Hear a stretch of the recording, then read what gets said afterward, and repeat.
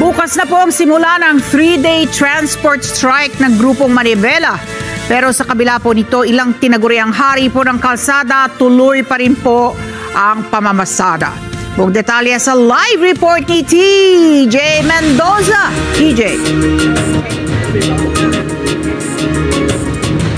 Ali, tama ka, no? Nag-aanda na ang Philippine National Police para titunga sa nakambang 3-day transport strike ng grupong Manibela na magsisimula sa araw ng bukas, December 9 at magtatapos sa araw ng Huwebes, December 11. Dagdag problema ngayon para sa mga commuter ang paglabas ng kani-kanilang tahanan ngayong holiday season. Kasabay kasi ng pagdami ng mga naghahanda para sa bagong taon at bumibili ng regalo. Mukhang mas dadagdag pa sa isipin ng mga commuter ang nakakasang tigil pasada ng grupong Manibela na magsisimula bukas. Sa eksklusibong panayam ko kay Manibela President Mar Balbuena, aabot raw sa 20,000 mga jeepney drivers sa buong Metro Manila ang sasama sa tigil pasada. Yung pong napakabagal na pagproseso ng ating mga dokumento, noong May, June pa nitong taon na to kami pinag-comply.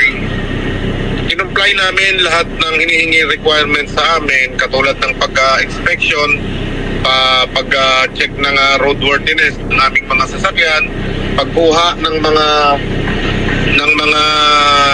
insurance, ng passenger insurance, pero hanggang ngayon hindi pa rin kami nare-rehistro, hindi kami binibigyan ng confirmation ng LTFRB, kaya hindi rin kami marehistro ng LTO.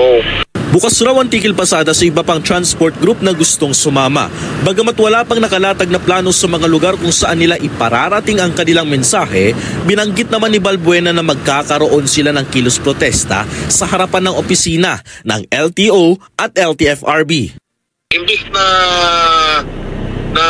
pambayad namin o yung ibinayad namin dito sa mga gastusin na ito para kami maging legal sa aming pagbiyahe, hinuhuli po kami, ini-impound, kinukumpiska ang mga plate numbers ng aming mga sasakyan, pati po ang aming mga driver's license. Ayon naman kay PNP Chief Lieutenant General Jose Melencio Nartates Jr., ikakalat ang mga pulis sa mga lugar ng kilos protesta. Hindi lamang para sa peace and order ng pagdarausan ng mga programa, pero pati na rin ang mobility assets sa mga mai-stranded na mga commuter. Pero kung ang ilang mga jeepney drivers ang tatanungin, hati ang kanilang opinyon kung sasama ba sila o hindi. Si Mike na baguhan lamang sa pagmamaneho ng jeep, kinukonsulta raw muna ang pangulo ng kanilang kooperatiba kung sasama rin sila sa tigil pasada. Depende kung anong sabihin ng proyekto namin. Kung sabihin sasama, di. Pero personally sir, kunwari, kayo po ang tatanungin at walang impluwensya ng kahit sino, sasama po ba kayo sa kilos protesta kung sakali? O dun sa tigil pasada? So, pwede rin ako sumama. Masamahan ko yung mga kasama ko na magprotesta. Kung si Mike sasama, si Herman naman nakasamahan niya, nagdadalawang isip pa. Depende po sa naman sir Pangulo namin. Kung ano yung desisyon niya na sama kami dito. Pero hindi naman sinasali itong ruta namin. Parang biyaheng layuan niya. Fairview, kaya po. Mga major route lang. Oo.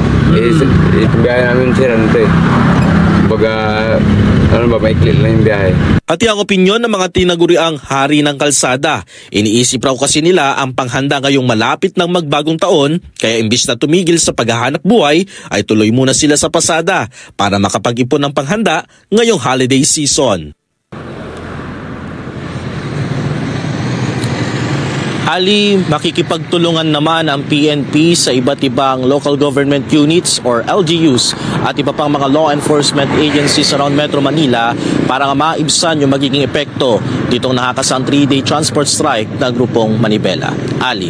TJ, hindi ba natuloy itong dialogo sa pagitan ng Manibela at ni Acting Secretary Giovanni Lopez? Dahil kung pakikinggan mo si Mar Balbuena, meron naman basehan ang kanilang prinoprotesta ng haba ng processing time. Hindi sila confirmed ng LTFRB, kaya hindi sila rehistrado din sa LTO. Ano ba nangyari? Bakit hindi mag-usap? Hindi kausapin ng Acting DOTR Secretary? Ali, doon sa impormasyon nakuha natin, bukas magbababa ng resolution itong LTFRB dito nga at saka ng LTO para nga maibsan na o maipakita nga sa Grupong Manibela kung ano yung ginagawang aksyon ng ahensya para nga matuldukan na itong mga ni-raise na issues nitong transport group na Manibela. So we are assuming that they already had their conversation dahil magbababa na sila ng resolution sa araw ng bukas, Ali. Oo, at saka yung binunyag din, di ba, ng Manibela, nila Mar Balbuena, na merong tauhan dyan sa DOTR, no? Kailangan mo bayaran, bribery, no? Tumatanggap ng bribe at payola para lumakad ang mga papeles mo. Tama, napakarami yung nire-raise na issues nitong Grupong Manibela. Yung context behind that, Ali, yung mga jeepney drivers daw ay naglalakad ng kanilang mga dokumento para mairehistro yung kanilang jeep, ginigipit nitong mga LTO, LTFRB officials. Tapos kung babiyahe itong mga jeep na to na hindi kompleto ang papeles, ay huhulihin. So pagka nahuli na sila, Ali, walang choice. Ayon dito kay Mar Balbuena, yung nakausap natin siya kanina before this report, walang choice yung mga tsuper natin kundi magbigay ng suhol dito nga sa mga opisyales at kung kaya nagpapatuloy nga yung kanilang mga payola. Kaya yun yung nire-raise na issue ni Mar Balbuena kanina na sinasabi sa atin na kailangan yun ang maiparinig nila sa mga tanggapan ng LTO at LTFRB na gagawin nga nila at magsisimula sa araw ng bukas. Ali. Oo nga, kasi ni-impound yung mga sasakyan tapos kino-confiscate yung license bilang panghuli na lamang dahil nga dyan sa mga tanggapan dyan sa East Avenue.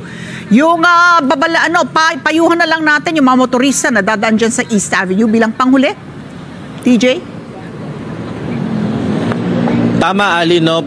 Sa mga motorista at sa mga nagbabalak na may mga pasok na bukas, na nanonood ngayon, dadaan sa mga major routes or especially dyan sa East Avenue, iwasan po muna natin na dumaan dyan bukas dahil nga andyan po ang opisina ng LTO. Malamang sa malamang po ay marami po tayong mga kaibigang mga tsuper na tutungo po dyan para sa kanilang transport strike. May ganap po muna tayo ng mga alternatibong ruta para makapasok tayo sa ating paaralan at sa ating mga opisina ng hindi nalilate. Ali. Okay, maraming salamat. TJ Mendoza nag-uulat live